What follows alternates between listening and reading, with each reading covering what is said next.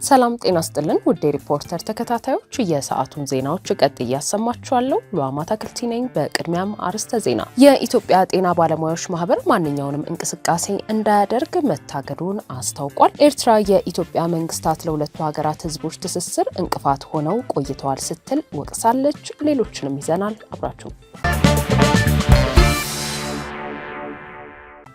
ኤርትራ የኢትዮጵያ መንግስታት ለሁለቱ ሀገራት ህዝቦች ትስስር እንቅፋት ሆነው ቆይተዋል ስትል ወቀሰች። የኤርትራ የማስታወቂያ ሚኒስቴር በኤክስ ገጹ ባጋራው ጽሁፍ የአሁኑም ሆነ የቀደመው የኢትዮጵያ መንግስት የህዝብ ለህዝብ ትስስር እንዳይኖር እንቅፋት ሆነው ቆይተዋል ብሏል። ህወሓት የኢትዮጵያን አንድነትና ሉዓላዊነት አደጋ ላይ በመክተት በ2013 ዓ.ም የቀሰቀሰው ጦርነት ወደ ኤርትራም ሊዛመት እንደሚችል በመገንዘብ ከኢትዮጵያ መንግስት ጎን በመቆም ለተወሰነ ጊዜም ቢሆን የኢትዮጵያ መንግስት ትንፋሽ እንዲወስድ ኤርትራ አግዛለች ሲል ነው ያሰፈረው። ይህም ኤርትራ መልካም ጉርብትናን እንዲሁም የህዝብ ለህዝብ ትስስርን ለመፍጠር የምትሄድበትን ርቀት የሚያሳይ ነው ያለው የሀገሪቱ የማስታወቂያ ሚኒስቴር ያጋራው ጽሁፍ፣ ነገር ግን የኢትዮጵያ መንግስታት ሲከተሉት የቆዩት ጠባብ ሲል የጠራው አመለካከት እንቅፋት ሆኖ መቆየቱን ነው የገለጸው። የአሁኑ መንግስትም ትኩረቱን ወደ ባህር በር ካደረገ ወዲህ በሁለቱ ሀገራት መካከል ታድሶ የነበረው ግንኙነት መሻከሩን የጠቆመው ይኸው ጽሁፍ ኢትዮጵያ የኤርትራን ሉዓላዊነት የማታከብር ከሆነ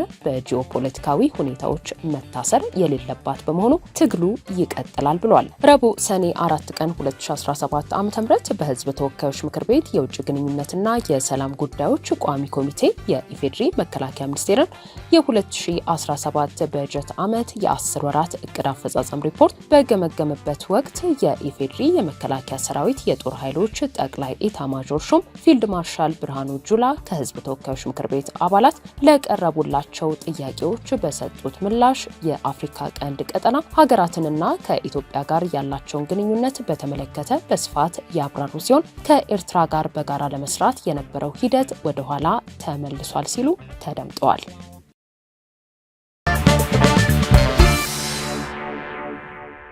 የኢትዮጵያ ጤና ባለሙያዎች ማህበር ማንኛውንም እንቅስቃሴ እንዳያደርግ መታገዱን አስታወቀ።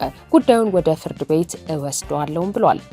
የኢትዮጵያ ጤና ባለሙያዎች ማህበር ሐሰተኛ ማህተም በመጠቀም ጠቅላላ ጉባኤ ተጠርቶ ባለመገኘት በሚሉና ከአንድ ዓመት በፊት ቀርበው ምላሽ ባገኙ ክሶች ያለ አግባብ በሲቪል ማህበረሰብ ድርጅቶች ባለስልጣን ከግንቦት 26 ቀን 2017 ዓ.ም ጀምሮ መታገዱን ገልጿል። የኢትዮጵያ ጤና ባለሙያዎች ማህበር ምክትል ፕሬዝዳንት አቶ መለሰ ባታ ሐሰተኛ ማህተም በመጠቀምና ጠቅላላ ጉባኤ ተጠርቶ ባለመገኘት የሚሉት ክሶች ከአንድ ዓመት በፊት የቀረቡ መሆናቸውን ለሪፖርተር ተናግረዋል። ነገር ግን ከባለስልጣኑ የክትትል ዳይሬክተሮች ጋር በተደረገ ንግግርና ማህበሩ ባቀረበው ሪፖርት መሰረት ስራቸውን እንዲቀጥሉ መደረጉን በማስታወስ የአሁኑ እገዳ ሆን ተብሎ የተደረገ ነው ብለዋል።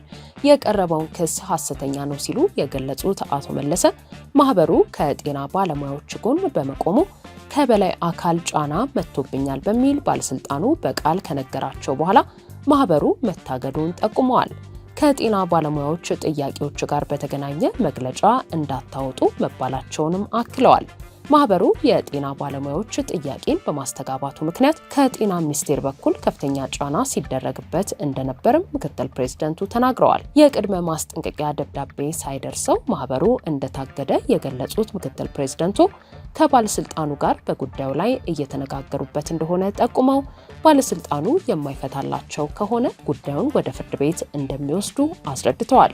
የጤና ባለሙያዎች ጥያቄ በሰላማዊ መንገድ እንዲፈታ ብቻ ማህበሩ ከፍተኛ ጥረት ሲያደርግ እንደነበር የገለጹት አቶ መለሰ ጉዳዩ እልባት እንዲያገኝ የኢትዮጵያ ሰብአዊ መብቶች ኮሚሽን ጣልቃ እንዲገባ ጥሪ አቅርበዋል።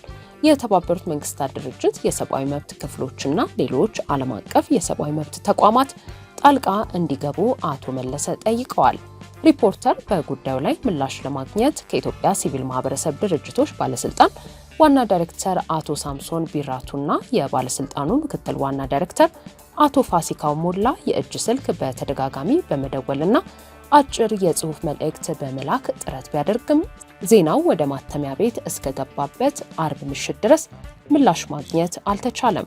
በኢትዮጵያ ሰብአዊ መብቶች ኮሚሽን የአዲስ አበባ የሰመራና የመቀለ ቅርንጫፍ ጽህፈት ቤት ሪጂናል ዳይሬክተር አቶ ዮናስ ሙሉጌታ ጉዳዩን አስመልክቶ የደረሳቸው መረጃ እንደሌለ ገልጸው መደራጀት ህገ መንግስታዊ መብት ስለሆነ እገዳው ህግን ተከትሎ የተፈጸመ መሆን አለመሆኑን በማጣራት ከሚመለከታቸው አካላት ጋር ክትትል እንደሚደረግ ገልጸዋል።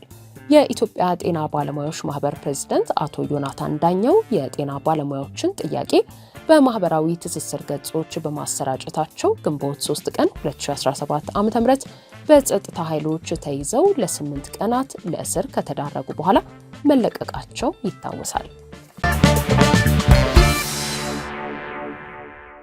የእስራኤልና ኢራን ግጭት ሌሎች ሀገራት ጎራ ለይተው እንዳይገቡበት ወደሚያሰጋ ደረጃ መድረሱ እየተገለጸ ነው። ገና ከጅምሩ አሜሪካና ቻይና ጎራ ለይተው በድጋፍ እየቆሙ ነው። እስራኤል ሐሙስ ለአርብ አጥቢያ በኢራን የኒኩሌር ይዞታዎችና የጦር አዛዦች የፈጸመችውን ጥቃት ተከትሎ ኢራን አጸፋዊ ሚሳኤሎችን ወደ እስራኤል እያስወነጨፈች ነው። እስራኤል በኢራን የኒኩሌር ስፍራዎችና የጦር አዛዦቿ ላይ ያነጣጠረ ከፍተኛ ጥቃት መፈጸሟን የእስራኤል መከላከያ ኃይል ያስታወቀ ሲሆን የእስራኤል ጠቅላይ ሚኒስትር ቤንያሚን ኔታንያሁ ሀገራቸው በኢራን የፈጸመችው ጥቃት ኦፕሬሽን ራይዚንግ ላየን ወይንም የሚያንሰራራ አንበሳ ዘመቻ ሲሉ የጠሩት አካል ነው ብለዋል። በተጨማሪም ኢራን ለእስራኤል የህልውና ስጋት መሆኗን ተናግረዋል። እስራኤል ኢላማ ያደረኩት ወታደራዊ ይዞታዎችን ነው ብትልም የኢራን መገናኛ ብዙሃን ግን በቴህራን የመኖሪያ ቤቶች ጥቃት እንደተፈጸመና ከተገደሉት መካከልም ንጹሃን ዜጎች እንደሚገኙበት ዘግበዋል። ይህ ዘገባ በተጠናቀረበት ወቅትም ዓለም አቀፍ ብዙሃን መገናኛዎች እስራኤልና ኢራን የሚሳኤል ጥቃቶችን ሲለዋወጡ በዋና ከተሞቻቸው ቴል አቪቭና ቴህራን ፍንዳታዎች እንደሚሰሙ እየዘገቡ ነው። ኢራን ከጥቃቱ በኋላ እንደዛተችው አጸፋዊ የመልሶ ማጥቃት እርምጃ ውስጥ መግባቷ ውጥረታቸው አስከፊ ውድመት እንዳያደርስ አስግቷልም እየተባለ ነው። የአሜሪካው ፕሬዝዳንት ዶናልድ ትራምፕ ጥቃቶቹ እንደሚፈጸሙ እንደሚያውቁ ነገር ግን ሀገራቸው እንዳልተሳተፈች ለፎክስ ኒውስ ገልጸው ነበር። ኢራን የኒኩሌር መርሃ ግብሯን ለመቀነስ ከአሜሪካ ጋር የምታደርገውን ድርድር እንደምትቀጥል ተስፋ እንዳላቸው ገልጸዋል። ቻይና በበኩሏ እስራኤል በኢራን ሉዓላዊነት፣ ደህንነትና የግዛት አንድነት ላይ ጥሰት እየፈጸመች ነው ስትል በተባበሩት መንግስታት የጸጥታው ምክር ቤት በተጠራው አስቸኳይ ስብሰባ ላይ በተወካዩዋ ፉኮንግ በኩል አውግዛለች። ኢራን ዓለም አቀፉ ማህበረሰብ እስራኤል የፈጸመችባትን ጥቃት እንዲያወግዝ ጥሪ አቅርባ በውጭ ጉዳይ ሚኒስትሯ በኩል ጥቃቱ የዓለምን ደህንነት ታይቶ ለማያውቅ ስጋት አጋልጦታል ብሏል። የእስራኤል ዋና አጋር አሜሪካ ለጥቃቱ መዘዝ ተጠያቂ እንደምትሆንም ነው ሚኒስቴሩ ያስጠነቀቀው።